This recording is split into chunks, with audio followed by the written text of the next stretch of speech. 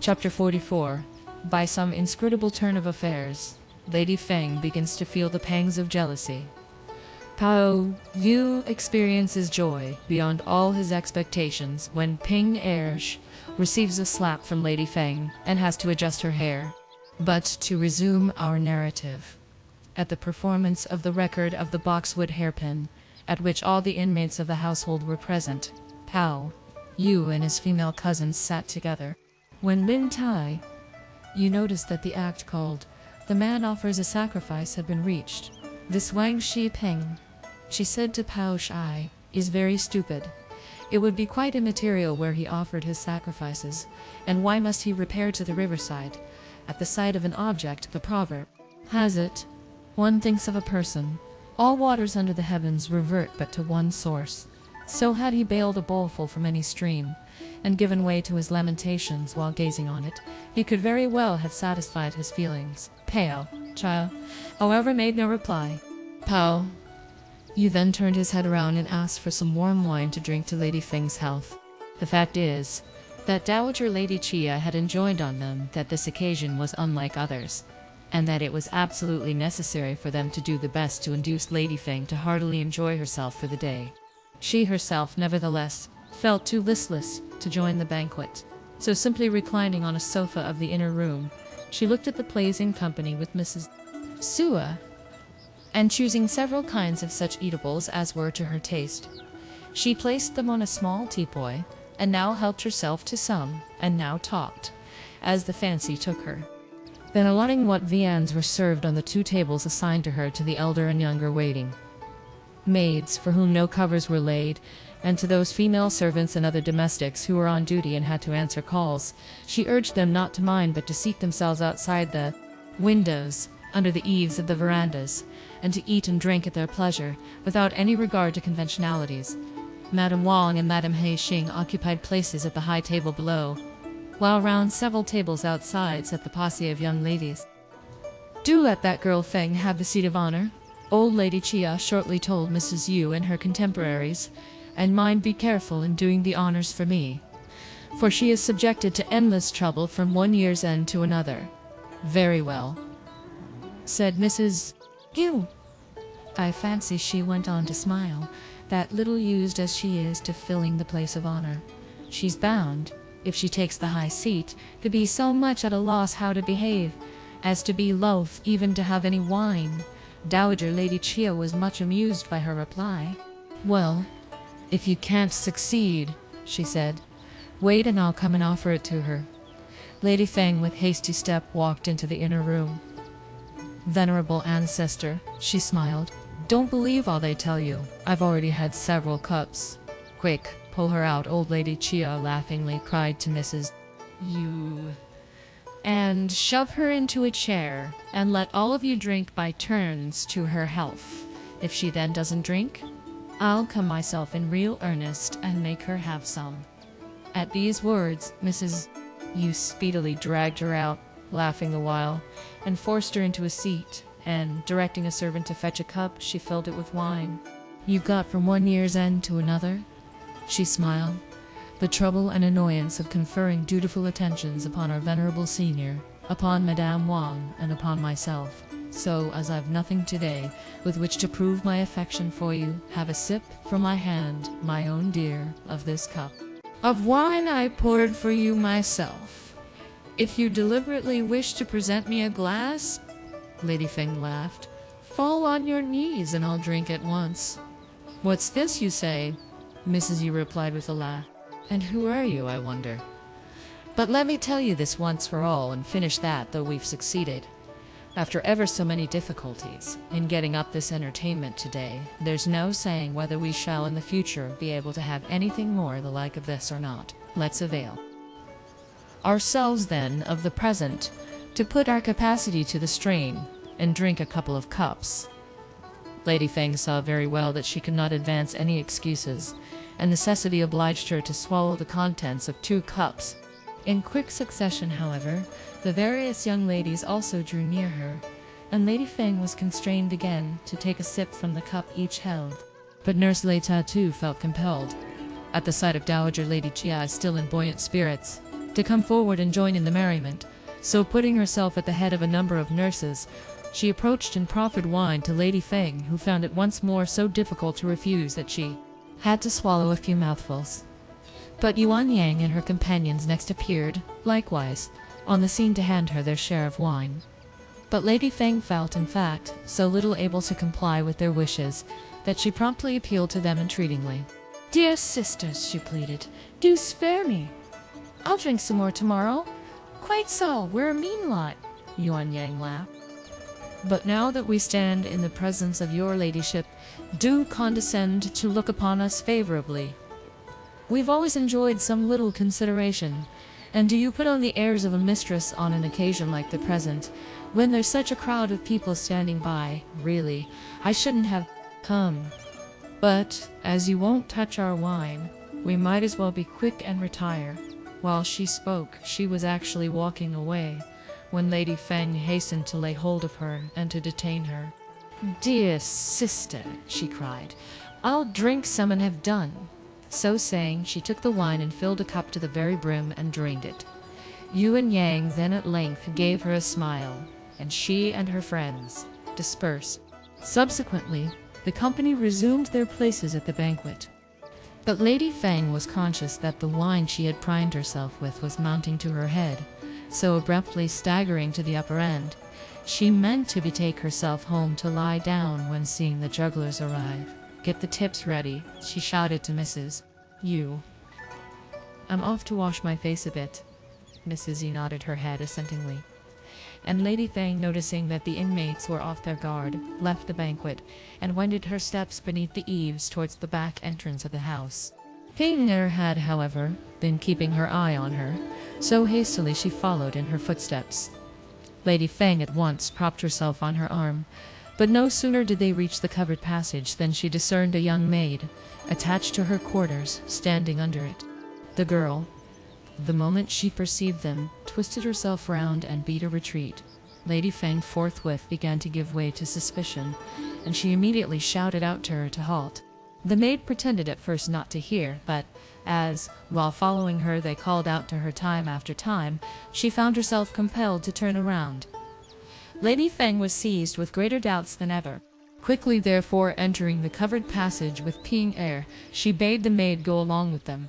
Then, opening a folding screen, Lady Feng stationed herself on the steps leading to the small courtyard, and made the girl fall on her knees. "Call 2 boy servants from among those on duty at the second gate," she cried out to Ping Er, "to bring a whip of twisted cords, and to take this young wench who has no regard for her mistress, and beat her to shreds." The servant maid fell into a state of consternation and was scared out of her very wits. Sobbing the while, she kept on bumping her head on the ground and soliciting for grace. "I'm really no ghost, so you must have seen me. Don't you know what good manners mean and stand still?" Lady Feng asked. "Why did you instead persist in running on?" "I truly did not see your ladyship coming," the maid replied with tears in her eyes. "I was, besides, much concerned as there was no one in the rooms. That's why I was running on." "If there's no one in the rooms, who told you to come out again?" Lady Feng inquired. "And didn't you see me together with Ping Er at your heels, stretching out our necks and calling out to you about 10 times? But the more we shouted, the faster you ran. You weren't far off from us either, so is it likely that you got deaf? And are you still bent upon bandying words with me?" So speaking, she raised her hand and administered her a slap on the face. But while the girl staggered from the blow, she gave her a second slap on the other side of the face, so both cheeks of the maid quickly began to get purple and to swell. Ping hastened to reason with her mistress. "My lady," she said, "be careful, you'll be hurting your hand." "Go on, pommel her," urged Lady Feng, "and ask her what made her run. And if she doesn't tell you, just you take her mouth and tear it to pieces for her." At the outset, the girl obstinately prevaricated, but when she eventually heard that Lady Feng intended to take a red-hot branding iron and burn her mouth with, she at last sobbingly spoke out.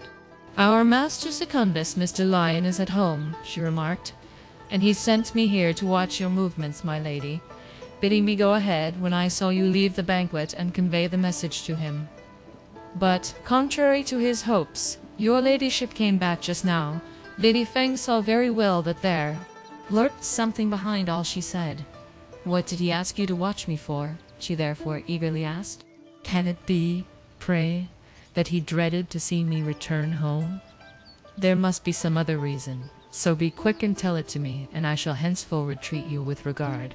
If you don't minutely confess all to me, I shall this very moment take a knife and pare off your flesh. Threatening her while she turned her head around, and, extracting a hairpin from her coiffure, she stuck it promiscuously about the maid's mouth.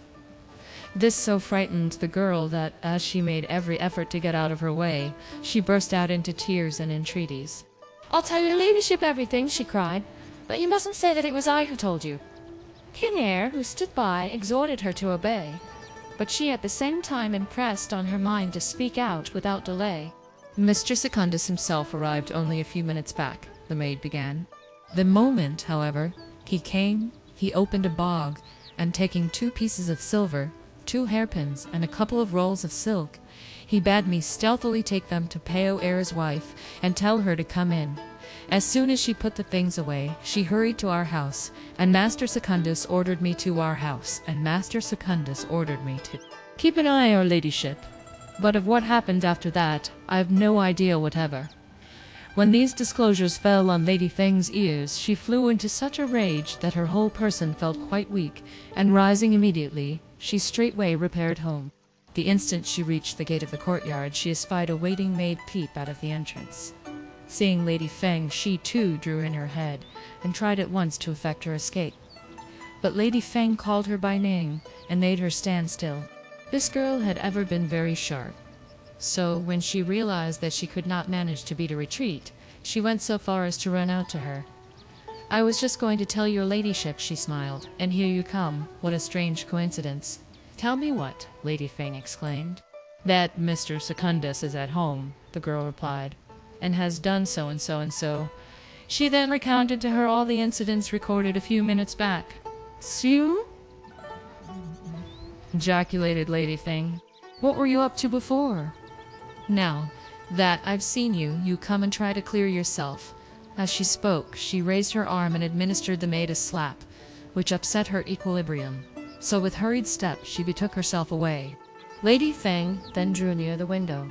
Lending an ear to what was going on inside, she heard someone in the room laughingly observe, "When that queen of hell sort of wife of yours dies, it will be a good riddance. When she's gone," she a lion rejoined, "and I marry another the like of her, what will I again do when she's dead and gone?" The woman resumed. "Just raised Ping Eyre to the rank of primary wife. I think she'll turn out considerably better than she has. At present," Xia Lian put in, "she won't even let me enjoy Ping Eyre's society. Ping Eyre herself is full of displeasure, yet she dares not speak. How is it that? It has been my fate to bring upon myself the influence of this evil star." Lady Feng overheard these criticisms and flew into a fit of anger, which made her tremble violently. When she, however, also caught the praise heaped by both of them upon Ping Eyre, she harbored the suspicion that Ping Eyre too must, as a matter of course, have all along employed the sly, resentful language against her. And as the wine bubbled up more and more into her head, she did not so much as give the matter a second thought, but, twisting round, she first and foremost gave Ping Eyre a couple of whacks, and with one kick she banged the door open and walked in. Then, without allowing her any time to give any explanation in her own defense, she clutched Pao Eyre's wife, and tearing her about, she belabored her with blows.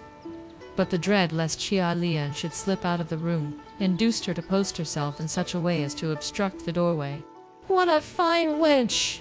she shouted out abusingly. "You make a paramour of your mistress' husband, and then you wish to compass your master's wife's death for Ping Eyre to transfer her quarters in here. You base hirelings, you're all of the same stamp, thoroughly jealous of me. You try to cajole me by your outward display, while abusing them." She once more laid hold of Ping Eyre and beat her several times. Ping Eyre was pummeled away till her heart thrilled with a sense of injury, but she had nowhere to go and breathe her woes. Such resentment overpowered her feelings that she sobbed without a sign of a tear. "You people," she railingly shouted, "go and do a lot of shameful things, and then you also deliberately involve me. But why?" So shouting, she too clutched Pao Er's wife and began to assail her. Chia Lian had freely primed himself with wine. So, on his return home, he was in such exuberance of spirits that he observed no secrecy in his doings. The moment, however, he perceived Lady Feng appear on the scene, he got to his wits' end. Yet when he saw Ping Ye also start to rumpus, the liquor he had had aroused his ire. The sight of the assault committed by Lady Feng on Pao Er's wife had already incensed him and put him to shame, but he had not been able with any consistency to interfere. But the instant he espied Ping Er herself lay hands on her, he vehemently jumped forward and gave her a kick. "What a vixen!" he cried. "Are you likewise going to start knocking people about?" Ping Er was of a timid disposition. At once, therefore, she withheld her hands and melted into tears. "Why do you implicate me," she said, "in things you say behind my back?" When Lady Feng described in what fear and dread Ping Er was of Chia Lian, she lost more than ever control over her temper. And starting again in pursuit of her, she struck Ping Er while urging her to go for Pao Er's wife. Ping Er was driven to exasperation, and forthwith rushing out of the apartment, she went in search of a knife to commit suicide with. But the company of old matrons who stood outside hastened to place impediments in her way and to argue with her. Lady Feng, meanwhile, realized that Ping Er had gone to take her life, and rolling, head foremost, into Chia Lian's embrace, "You put your heads together to do me harm," she said, "and when I overhear your designs, you people conspire to frighten me, but strangle me and have done." Chia Lian was driven to despair, to such a degree that unsheathing a sword suspended on the wall, "There's no need for any one of you to commit suicide," he screamed. "I too am thoroughly exasperated, so I'll kill the whole lot of you and pay the penalty with my own life. We'll all then be free from further trouble." The bustle had just reached a climax beyond the chance of a settlement when they perceived Mrs. Yu and a crowd of inmates make their appearance in the room. "What's the matter?" they asked. "There was nothing up just now, so why is all this row for?" At the sight of the new arrivals, Chia Lian more than ever made the 3 parts of intoxication, under which he labored, an excuse to assume an air calculated to intimidate them, and to pretend, in order to further his own ends, that he was bent upon dispatching Lady Feng. But Lady Feng, upon seeing her relatives appear, got into a mood less perverse than the one she had been in previous to their arrival, and leaving the whole company of them, she scampered, all in tears, over to the offside, into Dowager Lady Chia's quarters. By this time the play was over. Lady Feng rushed consequently into the old lady's presence and fell into her lap. "Venerable ancestor, help me!" she exclaimed. "Mr. Chia Lian wishes to kill me." "What's up?" precipitately inquired Dowager Lady Chia, mestimation and weighing in the rest. "I was just going to my rooms to change my dress," Lady Feng wept, "when I unexpectedly found Mr. Chia Lian at home, talking with someone.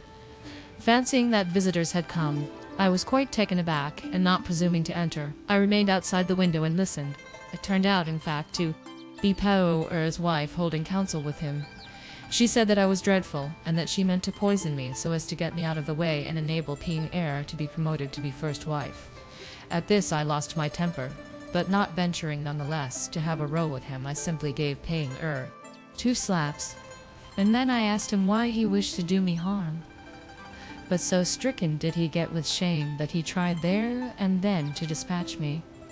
Dowager Lady Chia treated every word that fell on her ear as true. "Dreadful!" she ejaculated.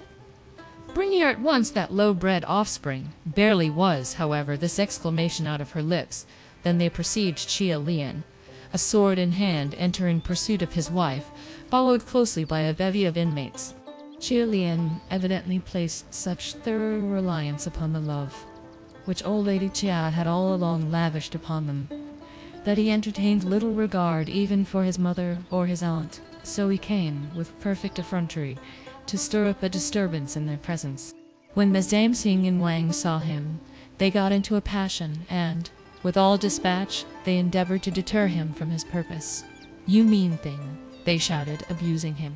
Your crime is more heinous, for our venerable seniors in here. It's all because our worthy ancestor spoils her, cried Chialine, with eyes awry, that she behaved as she did and took upon herself to rate even me. Madame Xing was full of resentment. Snatching the sword from his grasp, she kept on telling him to quit the room at once. But Chialine continued to prattle foolish nonsense in a driveling and maudlin way.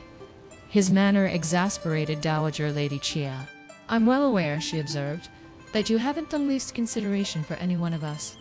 Tell someone to go and call his father here, and we'll see whether he doesn't clear out. When Chialine caught these words, he eventually tottered out of the apartment. But in such a state of frenzy was he that he did not return to his quarters, but betook himself into the outer study. During this while, Mesdames Xian Wang also called Lady Feng to task. Why, what serious matter could it ever have been? Old Lady Chia remarked. But children of tender years are like greedy kittens. And how can one say for certain that they won't do such things? Human beings have, from their very infancy, to go through experiences of this kind. It's all my fault, however, for pressing you to have a little more wine than was good for you. But you've also gone and drunk the vinegar of jealousy. This insinuation made everyone laugh. Compose your mind, proceeded Dowager Lady Chia. Tomorrow I'll send for him to apologize to you. But you'd better today not go over, as you might put him to shame. Continuing, she also went on to abuse Ping Er. I've always thought highly of that wench, she said. And how is it that she's turned out to be secretly so bad? Ping Er isn't to blame. Mrs. Yu and the others smiled. It's Lady Feng who makes people her tools to give vent to her spite. Husband and wife could not very well come to blows face to face, so they combined in using Ping Er as their scapegoat. What injuries haven't fallen to Ping Er's lot? And do you venerable senior still go on blowing her up? Is it really so? Exclaimed old Lady Chia. I always said that that girl wasn't anything like that artful shrew. Well, in that case, she is to be pitied, for she has had to bear the brunt of her anger, and all through no fault of hers. Calling Hu Po to her, go, she added, and tell Ping Er how I enjoin you. But I know that she has been insulted, and that tomorrow I'll send for her mistress to make amends. But that being her mistress' birthday today, I won't have her give rise to any reckless fuss. Ping Er had, we may explain, from an early hour, been dragged by Lion into the garden of Broad Vista. Here, Ping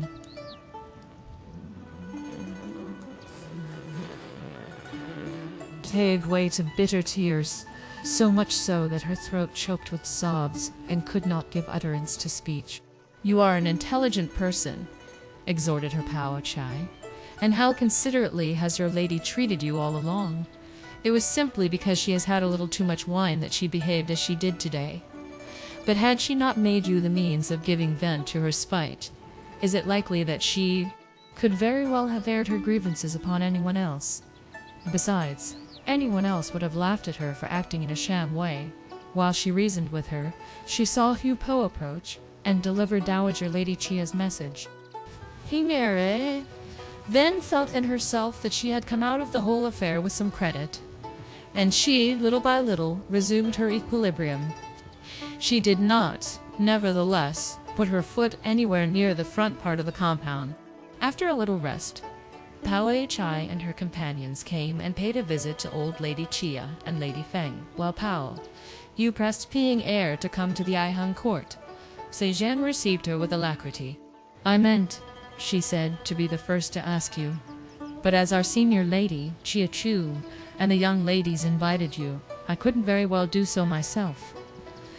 Ping Er returned her smile. Many thanks, she rejoined. How words ever commenced between us, she then went on, when there was no provocation, I can't tell, but without rhyme or reason I came in for a spell of resentment. Our Lady Secunda has always been very good to you, laughingly remarked Zaijian, so she must have done this in a sudden fit of exasperation. Our Lady Secunda did not, after all, say anything to me, Ping Er explained. It was that wench that blew me up, and she deliberately made a laughing stock of me. But that fool also of a master of ours struck me. While recounting her experiences, she felt a keener sense of injustice than before, and she found it hard to restrain her tears from trickling down her cheeks. "My dear Sister Powell," you hastily advised her, "don't wound your heart. I'm quite ready to express my apologies on behalf of that pair. What business is that of yours?" Ping Er smiled. "We cousins, whether male or female, are all alike," Pao Yu smilingly argued. "So when they hurt anyone's feelings, I apologize for them. It's only right that I should do so. What a pity," he continued. "These new clothes too have been stained. But you'll find your sister Hua's costumes in here, and why don't you put one on and take some hot wine and spurt it over yours, and iron them out? You might also remake your coiffure." Speaking, he directed the young maids to draw some water for washing the face and to heat an iron and bring it. Ping Er had ever heard people maintain that all that Pao Yu excelled in was in knitting friendships with girls. But Pao Yu had so far been lost, seeing that Ping Er was Chia Lion's beloved secondary wife, and Lady Feng's confidante, to indulge in any familiarities with her, and being precluded from accomplishing the desire upon which his heart was set, he time and again gave way to vexation. When Ping Er, however, remarked his conduct towards her on this occasion, she secretly resolved within herself that what was said of him was indeed no idle rumor. But as he had anticipated every one of her wants, and she saw moreover that Asijen had, for her special benefit, opened a box and produced 2 articles of clothing, not much worn by her, she speedily drew near and washed her face. "Pao, you stood by her side. You must, dear girl, also apply a little cosmetic and powder," she smiled. "Otherwise you'll look as if you were angry with Lady Feng. It's her birthday besides, and our old ancestor has sent someone again to come and cheer you up." Hearing how reasonable his suggestions were, Ping Er readily went in search of powder, but she failed to notice any about, so Pao Yu hurriedly drew up to the toilet table and, removing the lid of a porcelain box made at the Hsuan kiln, which contained a set of 10 small ladlades, tuberose, like in shape, for helping oneself to powder with, he drew out one of them and handed it to Ping Er. "This isn't lead powder," he smiled. "This is made of the seeds of red jasmine, well triturated and compounded with suitable first-class ingredients." Ping Er emptied some on the palm of her hand. On examination, she really found that it was light, clear, red, and scented.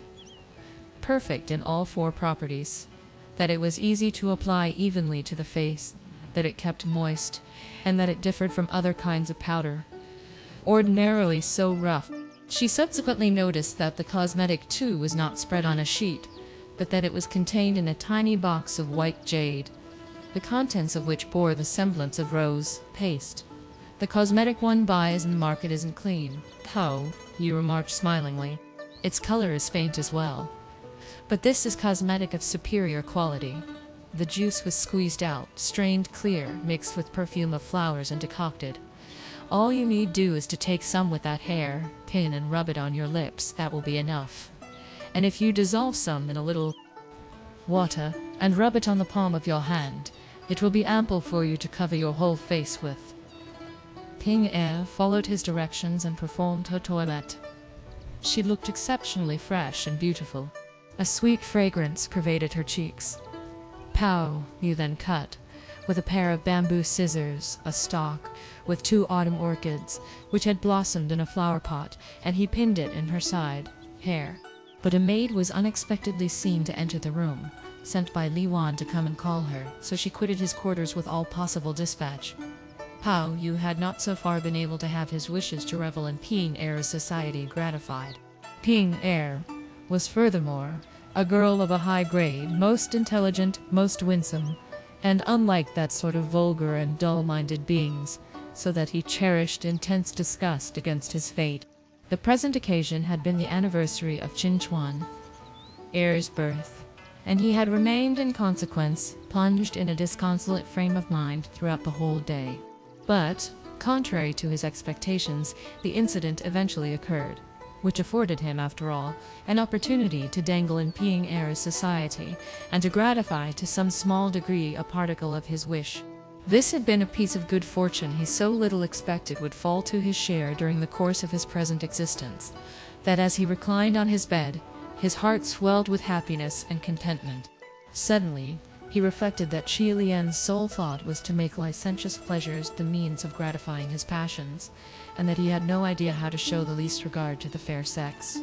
And he mused that Ping Er was without father or mother, brothers or sisters, a solitary being destined to dance attendance upon a couple such as Xia Lian and his wife, that Xia Lian was vulgar, and Lady Feng haughty, but that she was gifted nevertheless with the knack of splendidly managing things, and that Ping Er had again today come across bitter sorrow, and that her destiny was extremely unfortunate. At this stage of his reverie he began to feel wounded and distressed. When he rose once more to his feet, he noticed that the wine which she had spurted on the clothes she had a few minutes back divested herself of had already half dried, and taking up the iron he smoothed them and folded them nicely for her.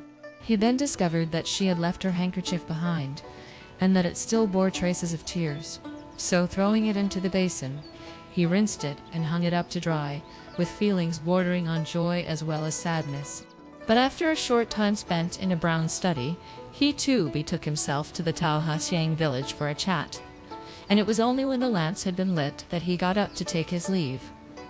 Ping Er put up in Lei Wan's quarters for the night. Lady Feng slept with Dowager Lady Xia, while Xia Lian returned at a late hour to his home. He found it, however, very lonely. Yet unable to go and call his wife over, he had no alternative but to sleep as best he could for that night. On the morrow, he remembered, as soon as he opened his eyes, the occurrence of the previous day, and he fell a prey to such extreme unhappiness that he could not be conscience-stricken enough. Madame Xing pondered with solicitude on Xia Lian's drunken fit the day before. The moment, therefore, it was light, she hastily crossed over and sent for Xia Lian to repair to Dowager Lady Qia's apartments. Xia Lian was thus compelled to suppress all timidity and to repair to the front part of the mansion and fall on his knees at the feet of his old senior. What was the matter? Inquired old Lady Xia. I really had too much wine yesterday, Xia Lian promptly answered with a forced smile. I must have given you a fright, worthy ancestor, so I come today to receive condign punishment. You mean fellow? Shouted Dowager Lady Xia, spitting at him disdainfully. You go and glut yourself with spirits, and not to speak of your not going to stretch yourself like a corpse and sleep it off. You contrariwise start beating your wife. But that vixen Feng brags away the whole day long, as if she were a human being as valiant as any tyrant. And yet yesterday she got into such a funk that she presented a woeful sight. Had it not been for me, you would have done her bodily harm. And what would you feel like now? Xia Lian was at heart full of a sense of injury, but he could not master sufficient courage to say anything in his own defense. The only course open to him was therefore to make a confession of fault.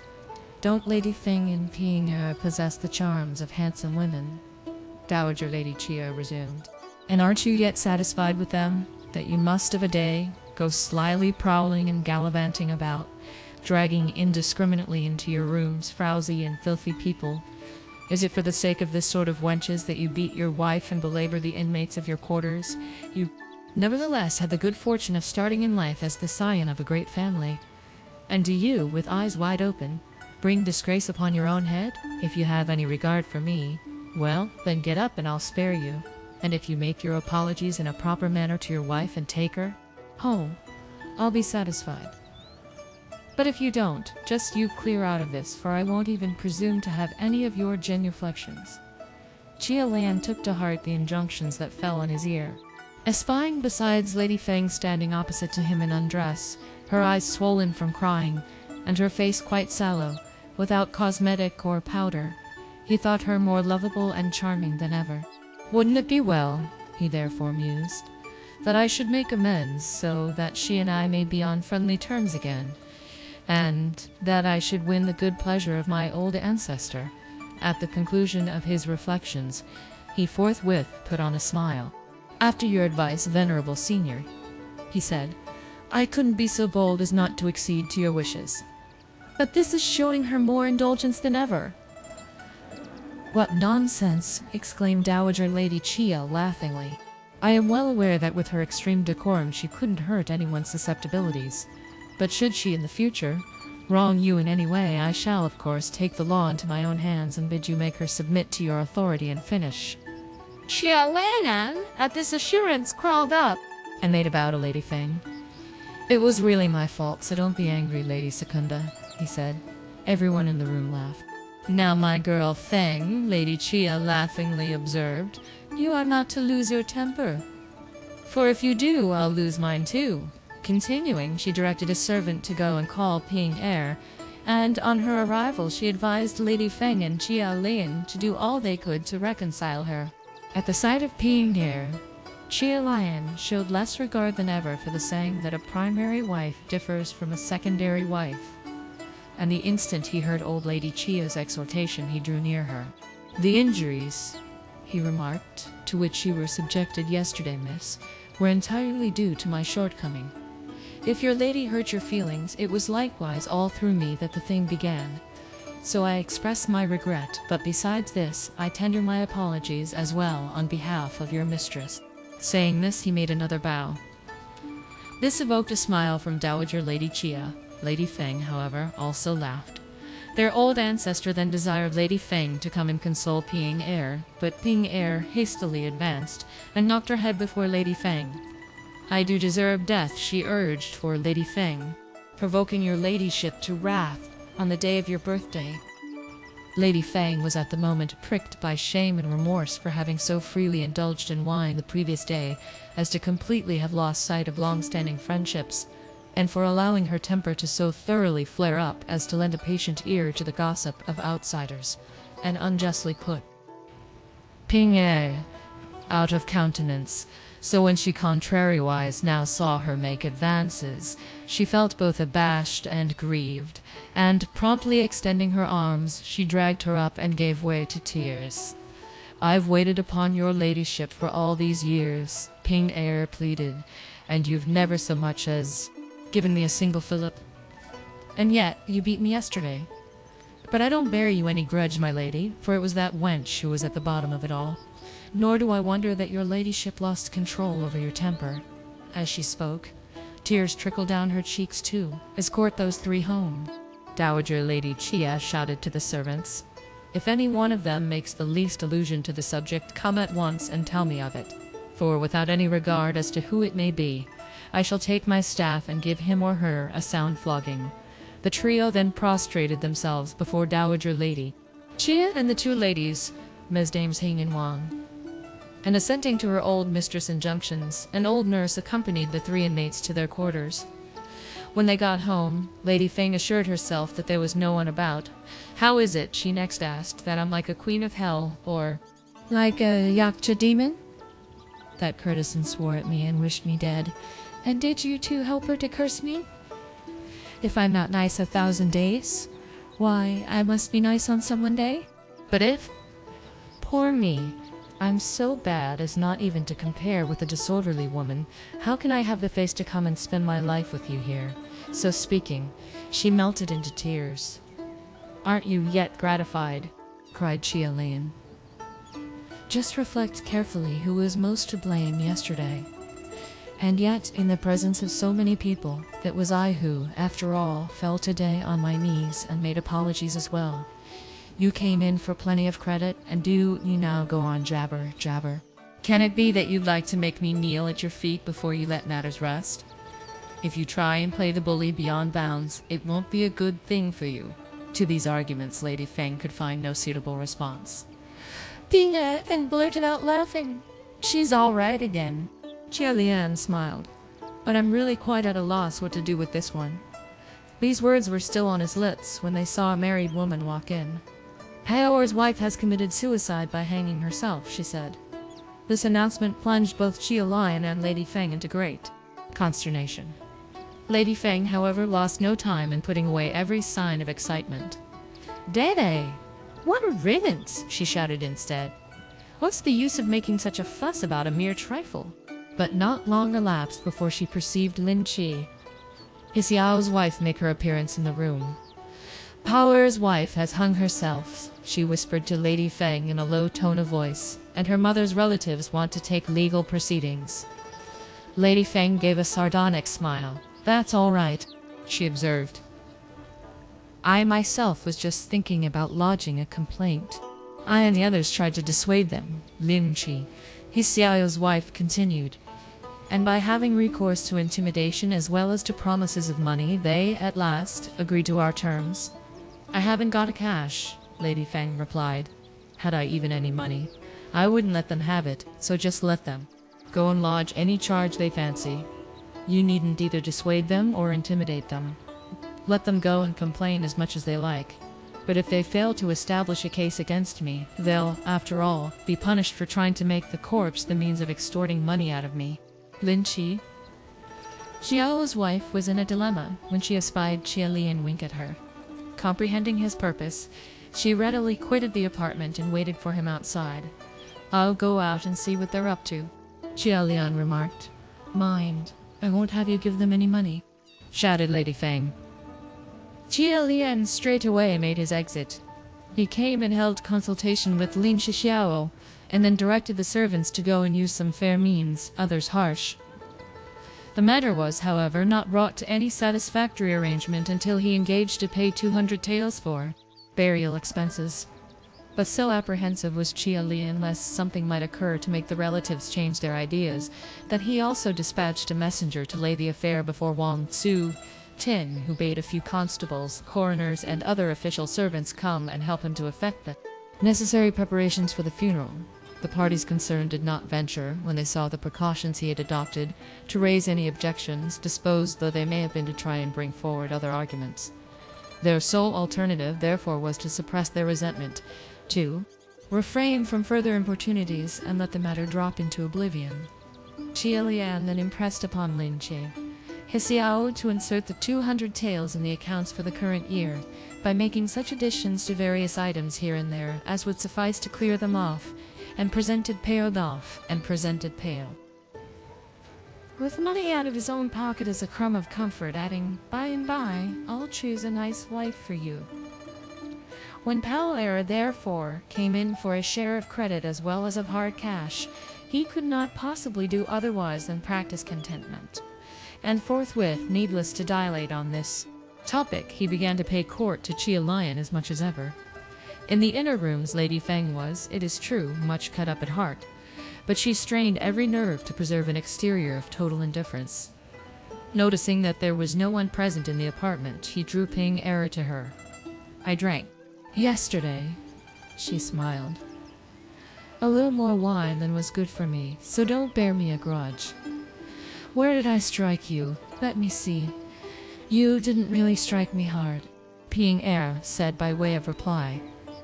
But at this stage they heard someone remark that the ladies and young ladies had come in. If you desire, reader, to know any of the subsequent circumstances, peruse the account given in the following chapter.